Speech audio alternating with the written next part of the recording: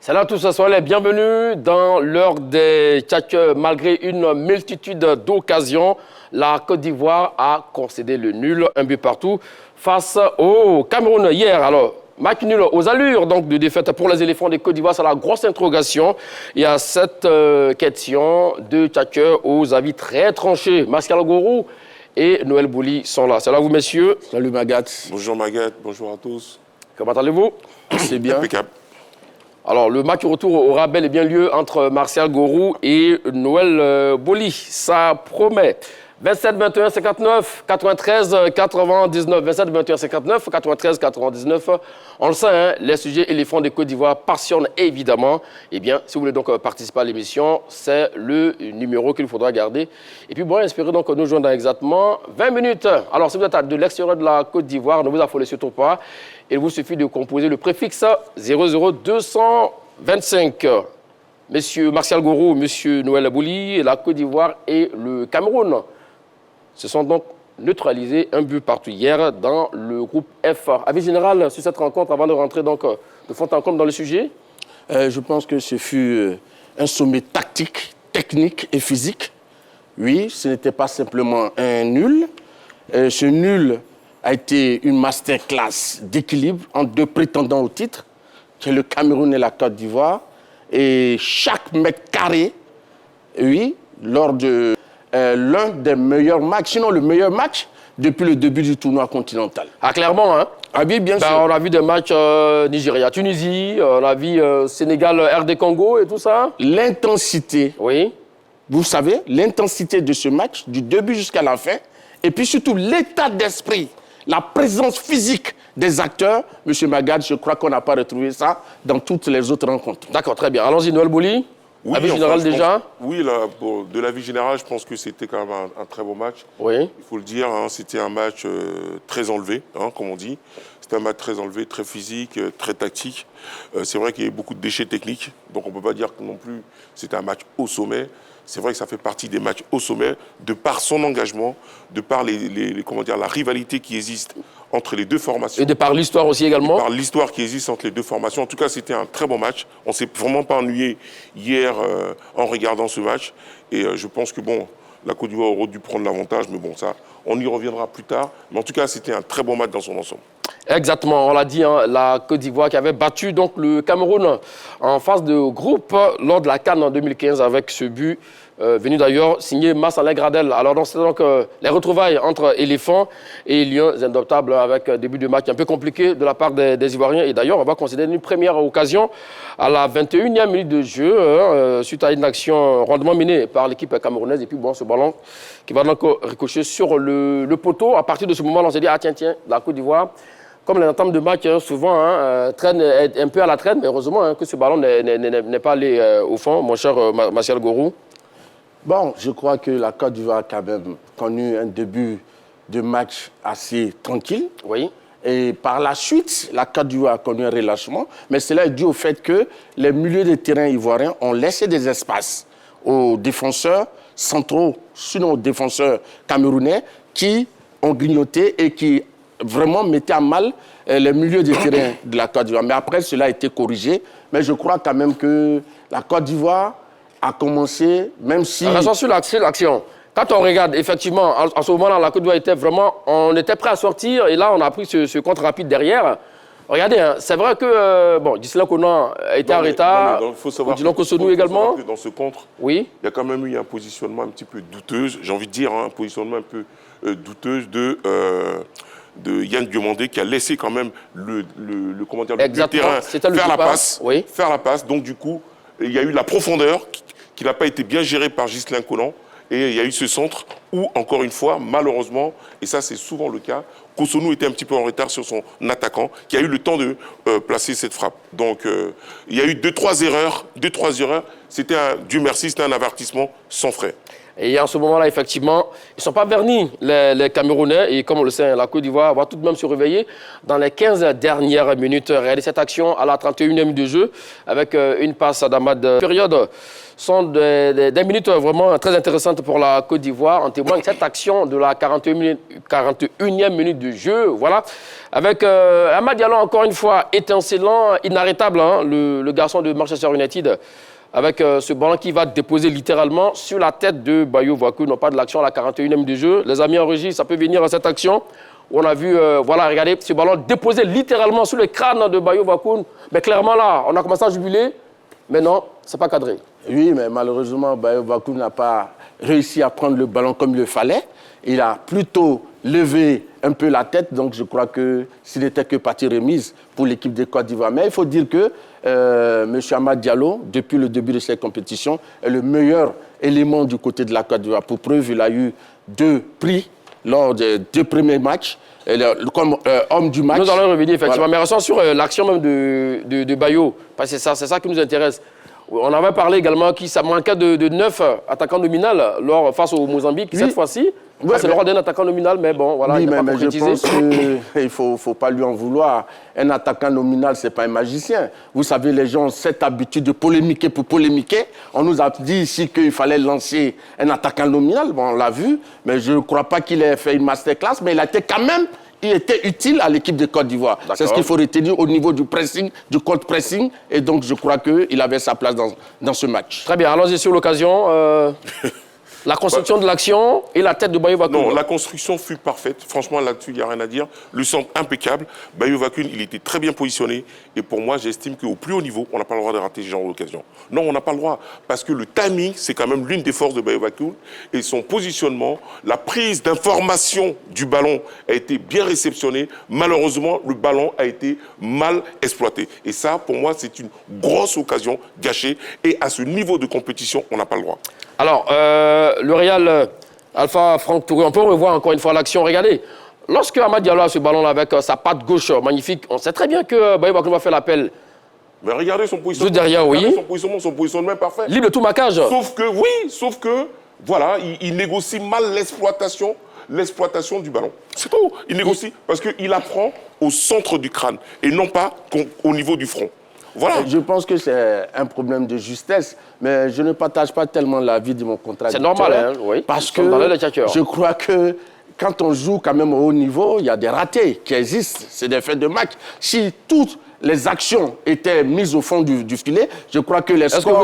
Est-ce que vous encouragez non, je ne l'encourage pas. De rater? Je vais dire que oui. C'est arrivé, c'est un fait de match. Le garçon a voulu bien faire, mais malheureusement, il a réceptionné le ballon là où il ne fallait pas. Mais ce que je veux confirmer, c'est dire que si toutes les actions dans un match, parce qu'on est au haut niveau, devaient se concrétiser, je crois que le match de football se terminerait par des scores de 100 buts à 98. En tout cas, ce qui est sûr, c'est que ce match s'est terminé à la mi-temps par le score de 0 but partout. Non mais Magat, oui, très rapidement. Il faut quand même préciser, au plus haut niveau, c'est l'équipe qui fait la moindre erreur, qui fait qui produit moins d'erreurs, qui gagne les matchs. On ne dit pas de marquer tous les buts, mais on dit dans les moments importants, dans les tournants de match, il faut savoir être clinique. Là, il n'a pas été clinique. C'est tout. C'est ça le haut niveau. Le haut niveau, les actions, les occasions, on n'en a pas des masses. Oui. On n'en a pas des masses. Il y en aura peut-être 2 ou 3 à négocier. Il faut très bien les négocier. Il faut toujours... Alors ça, c'est le langage de tous les entraîneurs de très haut niveau. Il faut toujours cadrer. Il faut toujours cadrer. Et à partir du moment où on cadre, on a 95% de chances de marquer un but. Or là, ce n'était pas le cas. Donc moi, je veux bien qu'on dise que le haut niveau, on n'est pas censé marquer tous les buts, peut-être, mais quand on est dans des moments clés, il faut cadrer. Alors que là, il n'a pas cadré. Donc pour moi, il a gâché une très bonne occasion. Bon, c'était un fait, il faut le signifier. Alors là, à la mi-temps, c'était donc 0 pour la Côte d'Ivoire et 0 pour le Cameroun. Et comme il est de coutume souvent, hein, les éléphants arrivent à revenir de manière requinquée donc, des vestiaires. Et on en aura donc l'illustration parfaite à la 51e minute de jeu. Regardez, suite à cette récupération haute de Ghislain Kounan et cette passe laser pour Amad Diallo encore une fois. Et c'est donc l'ouverture du score pour la... Comme on le dit souvent, hein, lorsque c'est dur, il faut donc des joueurs capables donc, de prendre le relais. Donc, on va dire clairement que désormais, c'est peut-être le leader technique des éléphants de Côte d'Ivoire aussi également. Mention spéciale à Ghislain Conan pour cette passe venue d'ailleurs, vous l'avez rappelé, hein, le meilleur latéral gauche des éléphants de Côte d'Ivoire et surtout de la précédente CAN. Mais bien sûr. Et d'ailleurs pour le moment encore sur deux matchs face au Mozambique et face au Cameroun. Parce que je veux dire une chose, M. Magat. Ici, on avait l'habitude de dire que la Côte d'Ivoire avait pour habitude de jouer devant de petites nations et que quand la Côte d'Ivoire se retrouvait devant des grandes nations... Vous n'allez pas remettre ça encore, monsieur Marcel Gourou? Elle n'avait pas les capacités de rehausser son niveau de jeu. Mais ici, M. Magat, c'est tout à fait clair, la Côte d'Ivoire a rehaussé son niveau de jeu face au Cameroun, qui n'est pas un fait-valoir. On sait que le Cameroun s'appelle 5 CAN, 5 titres continentaux. Et puis ce Cameroun-là, je crois que c'est l'un des grands morceaux de la compétition qui est aussi favori au titre. D'accord, on va terminer sur la séquence de cette rencontre entre la Côte d'Ivoire et le Cameroun. Regardez, cette action, la 56e minute de jeu, voilà, opération haute du Cameroun, ou de manière avancée. Là, c'est une défense qui était déjà en place. Parce qu'on est encore en train de savourer notre but. Oui. On n'a pas eu le temps. Vous savez, c'est lorsqu'on marque un but. Dans les 5 minutes qui ont suivi. Qui ont suivi. Non, mais ce que je dis, c'est qu'il peut peut-être être avancé, mais justement, la force de ses abdominaux.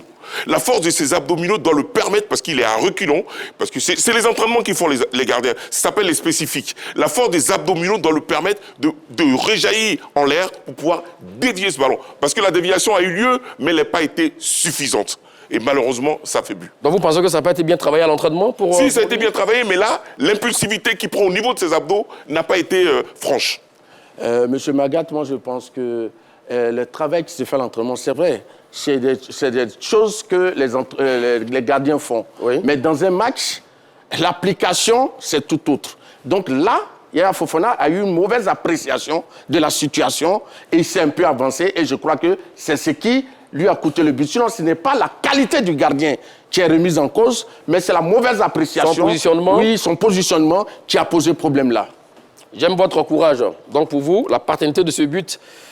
c'est pour Yaya Fofana, 90%. Oui, parce que quand tu as des défenseurs devant, je pense qu'il faut communiquer. Tant que les défenseurs ne disent pas « à toi », tu n'avances pas. Mais là, il avance. Malheureusement, il y a un contre. Et puis, le ballon passe par derrière et c'est le but. Non, la distance de marquage de Ghislain Conan, parce qu'il faut le dire, hein, c'est pas parce que... Là aussi également. La distance de marquage est un petit peu loin. À partir du moment où la distance de marquage est un peu loin, ça laisse la possibilité à l'attaquant. Côte d'Ivoire a donc concédé le nul, un but partout face au Cameroun. Alors la question, match nul aux allures de défaite pour les éléphants de Côte d'Ivoire. Ça fait débat entre Martial Gourou et Noël Bouli. Nous vous écoutons, Martial Gourou. Moi, je pense que quand on analyse à fois le nul obtenu par l'équipe de Côte d'Ivoire, il y a plusieurs facteurs qui montrent que... plusieurs éléments, pardon, qui montrent que ce résultat obtenu par les éléphants est loin d'être une contre-performance déguisée. Ouais, c'est ce que je vais dire. Je vais m'expliquer un peu plus tard. Une contre-performance déguisée. C'est loin d'être une contre-performance déguisée. Très bien. Voilà. Allons-y, Noël Bouli. Contre-performance déguisée, enfin, je ne sais pas trop ce que ça veut dire. Mais en tout cas, moi, ce que j'estime, c'est que de par notre statut de champion d'Afrique, de par la domination qu'on a eu quand même dans ce match, même si ce n'est pas une domination exagérée, j'estime qu'on a eu plus d'occasions, j'estime qu'on a eu plus de frappes, les statistiques l'attestent, hein, on a eu plus de frappes dangereuses, et j'estime que lorsqu'on a la possibilité de mener au score, on n'a pas le droit de se faire rejoindre. De se louper. Non pas de se louper, mais de se faire rejoindre aussi facilement et aussi rapidement. On aurait pu mieux gérer l'enthousiasme dû à notre but. Et je pense que malheureusement, ça a été mal géré. Du coup, on s'en sort avec un match nul qui, pour moi, a des allures de défaite. Je ne dis pas que l'adversaire n'était pas de taille. Je dis qu'on a eu la possibilité de prendre l'occasion et on aurait pu surfer là-dessus, maintenir cette occasion de telle sorte à finir le match, j'ai envie de dire un peu tranquillement, mais malheureusement, notre déconcentration sur ce but-là a fait qu'on a été plus ou moins rejoint au score. Donc pour moi, ça a des allures complètement de défaite. Monsieur Magat, moi je crois qu'au football, ce n'est pas la première fois ce match qui montre qu'on en mène au score et on se fait rattraper en quelques secondes. Ici, je crois que la Côte d'Ivoire a tenu quand même son match, mais dans son temps fort, il aurait fallu calmer le jeu, ça n'a pas été fait. C'est vrai, peut-être que c'est un petit relâchement, mais la Côte d'Ivoire était face à un adversaire de taille, M. Magat. La Côte d'Ivoire a pu tenir le défi de l'impact physique, le défi du duel, le défi du football athlétique. Et malheureusement, la Côte d'Ivoire n'a pas gagné. Mais je crois que c'est tout. On a vu un match équilibré. Chaque équipe a eu son temps de jeu. Donc, au vu de ce match équilibré, ça veut dire clairement que la Côte d'Ivoire n'a pas marché sur son adversaire en tant que tel. Donc oui, le nul est compréhensible. À vous écouter. Oui, mais c'est nul tout à fait. Logique. Normal. D'accord. Écoutez par exemple l'entraîneur du Cameroun, David Pagou. Lorsqu'il était dans la zone mixte, il passait à l'interrogation d'un journaliste. On dit, qu'est-ce qui n'a pas marché du côté camerounais? Il dit, nous étions face à une grosse équipe de Côte d'Ivoire, mature et complète. Ça montre qu'il y a eu de l'adversité. Et ici, c'était quand même le duel, attention, le choc. Là, ce qu'on venait de lire, là, clairement, nous étions face à une grosse nation qui est la Côte d'Ivoire. Oui, bien sûr. Donc, ça veut dire qu'on aurait pu gagner. Ça veut dire que c'est la Côte d'Ivoire. Ça veut dire qu'on aurait pu gagner, qu'on a mal négocié. Monsieur Magat, je vais vous dire une chose. Oui. Être favori ou même être devant une grande nation, ça c'est une autre réalité sur le papier. Mais sur le terrain, il y a des réalités qui se passent sur le terrain. Quand on est au football, il faut savoir respecter les codes du football. La Côte d'Ivoire est arrivée face au Cameroun. Elle a produit son jeu, surtout un football académique axé sur les ailes.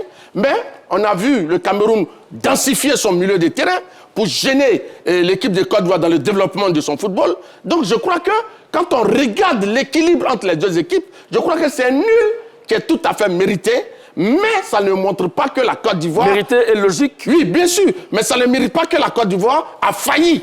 La Côte d'Ivoire, au contraire, a rehaussé son niveau de jeu. Vous croyez que la Côte d'Ivoire n'a pas failli, non, malgré les multitudes d'occasions qu'on a eues? Non, monsieur Magat, ça, le Cameroun aussi a eu des multitudes d'occasions, mais elle ne les a pas toutes marquées.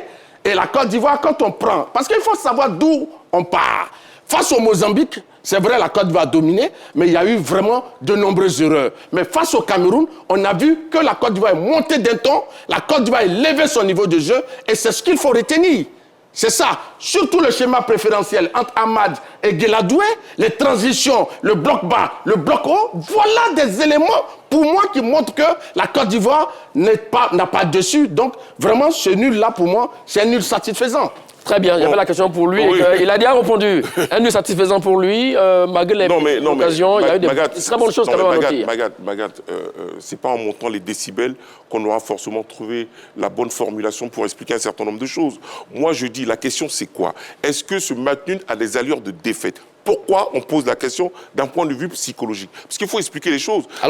C'est simplement dans le match, c'est-à-dire dans le film du match, dans le scénario du match, on s'est aperçu qu'au final, la Côte d'Ivoire a quand même eu plus de possibilités que les Camerounais. Ça, c'est la première chose. On a eu plus d'occasions. On a eu, en plus de ça, la possibilité de mener au score. À partir du moment où on mène au score, je pense qu'on peut tout faire quand même pour conserver ce score. Et c'est là qu'il donne des allures de défaite, parce qu'on n'a pas su conserver ce score au moment propice. C'est-à-dire que dans les moments où l'équipe commence à savourer sa domination, on s'est un petit peu laissé, on a un peu sorti de notre concentration. Ça a eu le mérite de remettre les Camerounais en selle. Et c'est de ça qu'on parle. Maintenant, bien sûr, il n'y avait pas de grosse différence. Mais la petite différence qu'il y a eu, on aurait pu la maintenir. Attention, Noël Boli, mais là, comme vous... Non, j'ai dit qu'il n'y avait pas de grosse différence. Parce que malgré tout, on a eu une différence, on a mené au score. C'était pas, on était en train de jouer contre une équipe de Ligue 2,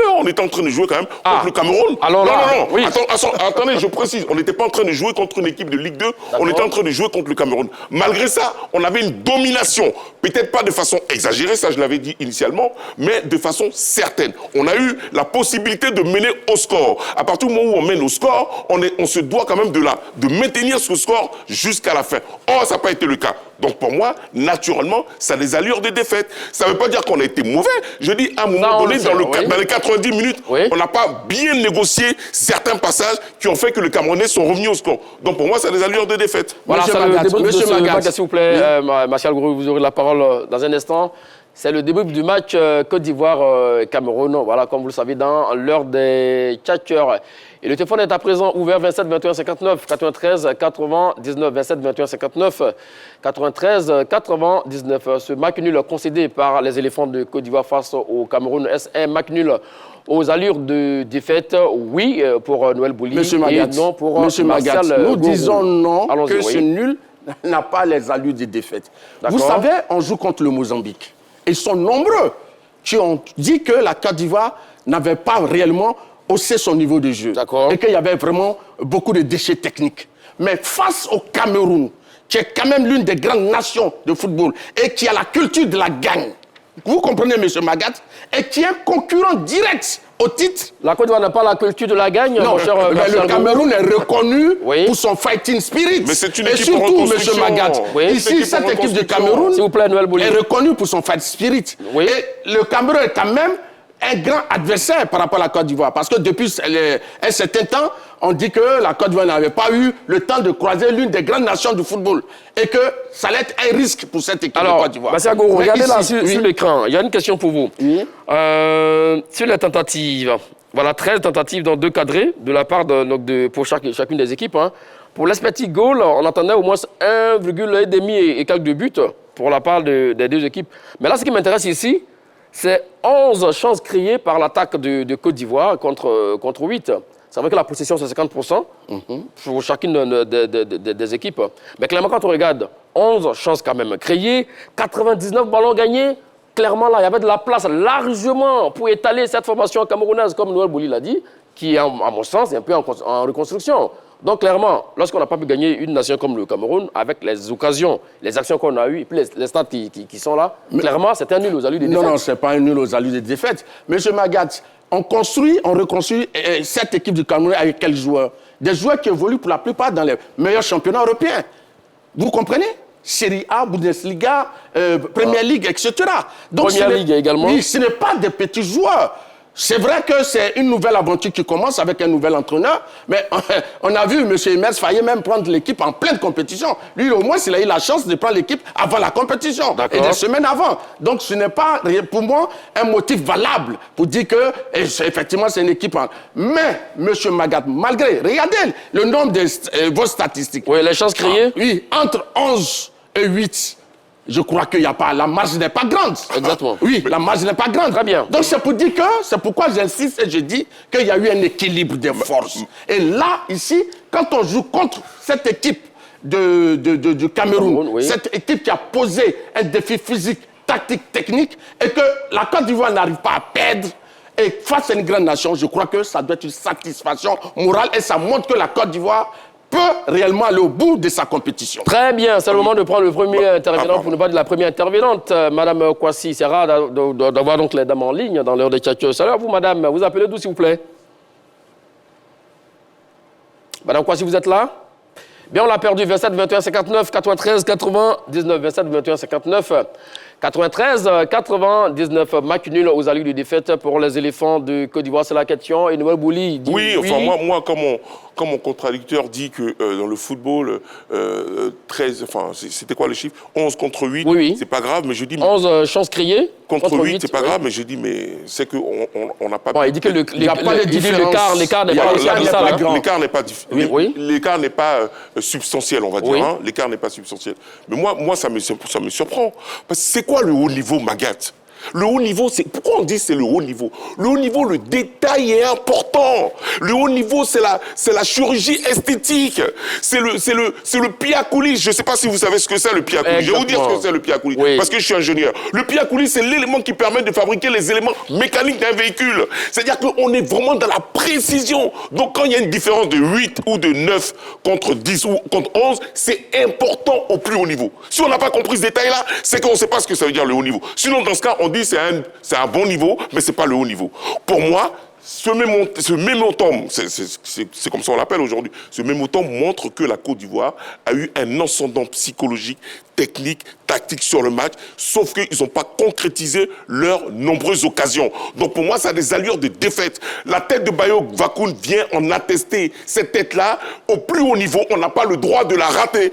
On peut le dire, on peut dire oui, dans le football, on rate ces genres d'occasions, mais comme on sait qu'on joue contre un adversaire redoutable, qui ne va pas nous laisser trop d'espace, ce genre de petites occasions, il faut les mettre au fond. C'est ça le très haut niveau. Voilà, sinon, on n'est plus dans le très haut niveau. Si on veut se contenter des choses un petit peu, j'ai envie de dire, pour se faire plaisir, on n'est plus au haut niveau. Ça, c'est un idéaliste. Allez, on est au football, on ne concrétise pas très souvent. Vous aurez la réplique tout à l'heure à l'ami Noël Bouli. Direction, là, Rivera Bonhumeur. pour prendre l'avis de M. Eden Kofi, un habitué de l'heure des tchatcheurs. C'est là vous, Mr. Eden. Comment allez-vous? Ça va. Bonjour Magat. Bonjour à nos super tchatcheurs. Ouais, salut, Mr. Eden. Ça chauffe entre Martial et Noël Bouli. Alors, ce match de la Côte d'Ivoire face au Cameroun, qui s'est soldé par le score de 1 but partout, selon vous, c'est quoi? C'est un match nul aux allures de défaite ou pas? Je penserais un peu pour un match nul aux allures de défaite. D'accord. Pourquoi? Parce que la Côte d'Ivoire est beaucoup plus rodée par rapport à cette nouvelle équipe du Cameroun. On a des éléments qui jouent ensemble depuis longtemps. Oui. Et puis quand vous voyez ce match, on a eu la maîtrise du match. Et comme l'un des tchatcheurs le dit, quand vous avez la maîtrise d'un match et que vous arrivez à prendre l'avantage dans un tel match, un match assez difficile, un match où les deux adversaires, se guettent depuis longtemps, se regardent en chien de faïence. Oui. Quand vous avez l'occasion de prendre l'avantage, il faut tout faire pour conserver cet avantage, rester concentré.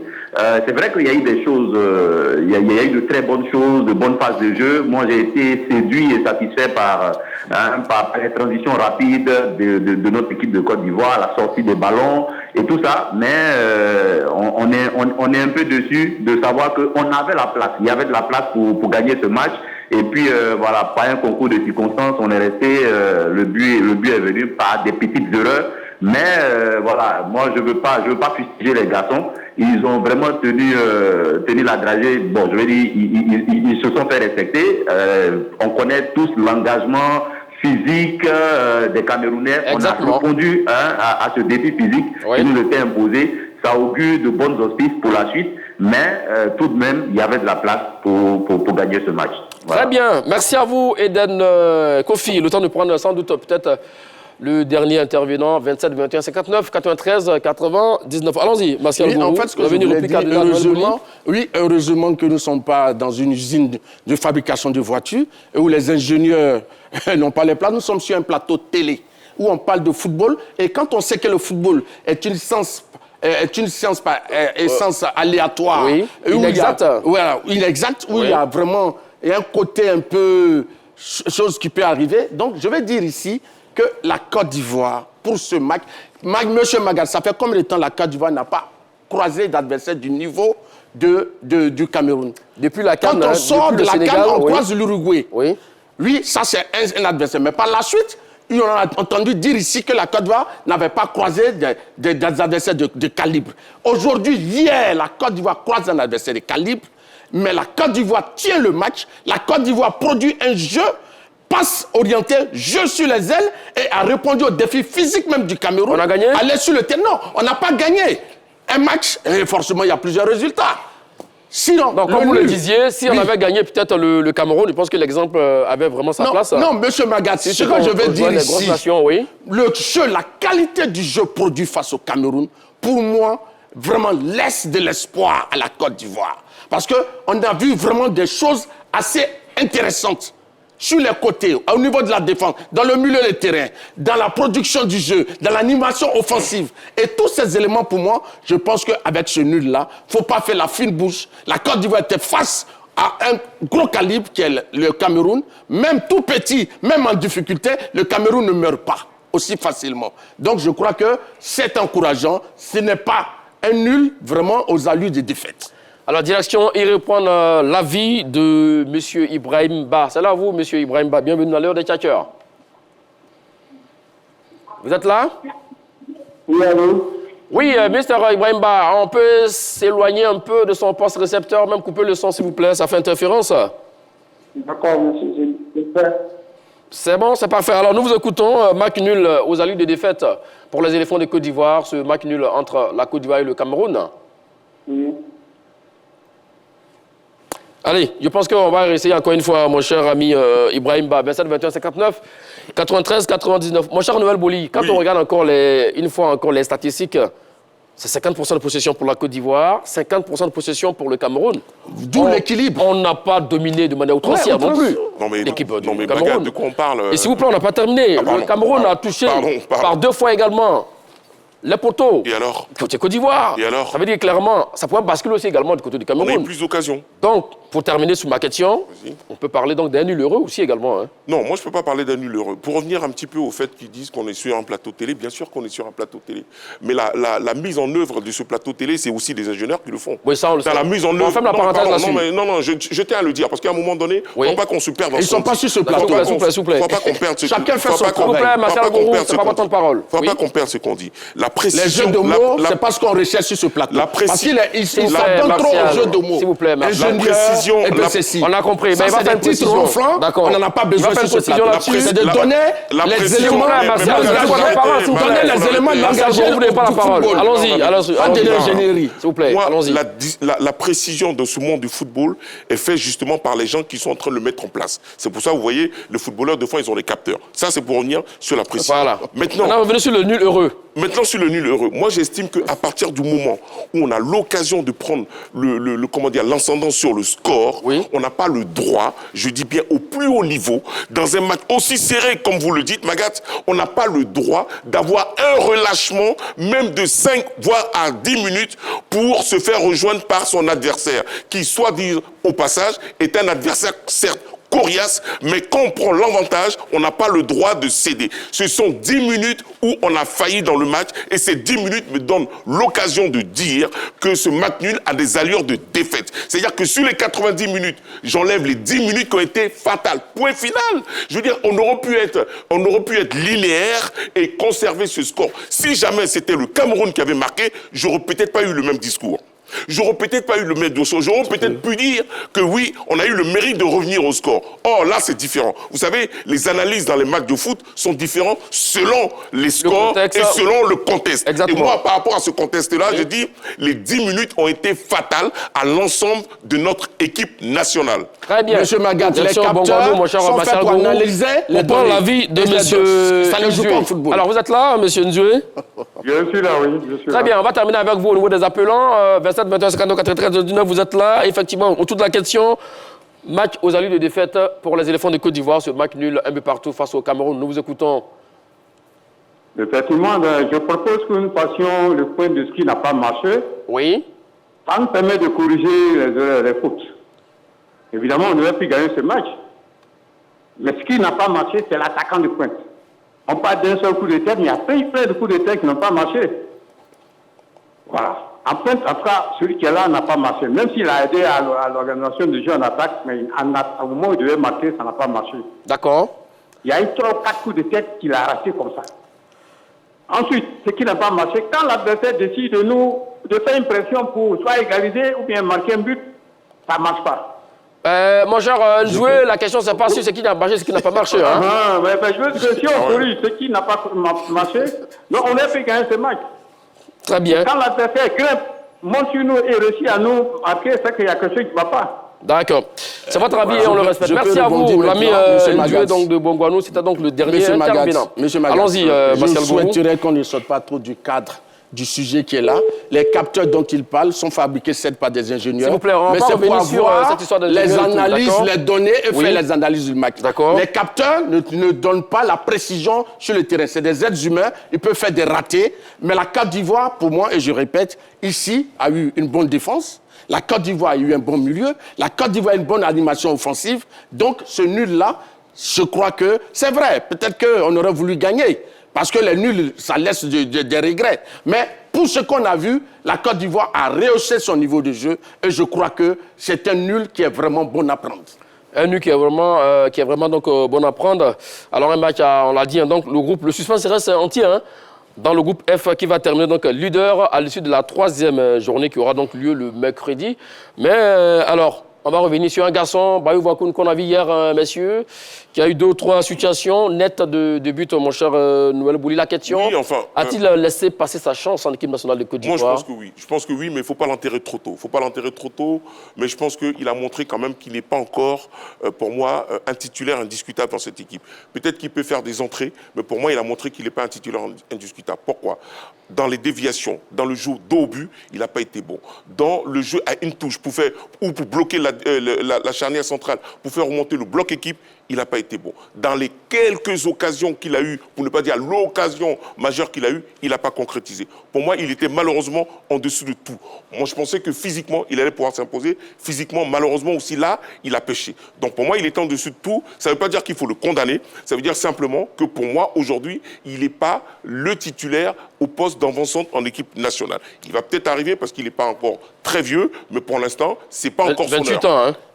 Monsieur Magat, ce que moi je voulais dire, Monsieur Baou Bakoum n'a pas laissé passer sa chance. Absolument pas.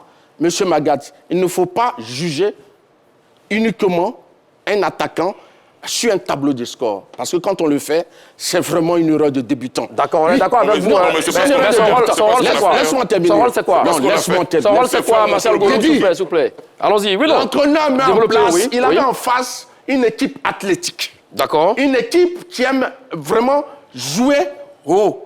Donc, qu'est-ce qu'ils vont faire? Baou Bakoum est placé, il a joué un rôle ingrat, c'est tout. Donc vous voulez dire que l'entraîneur a mis Baou Bakoum pour répondre aux défis physiques?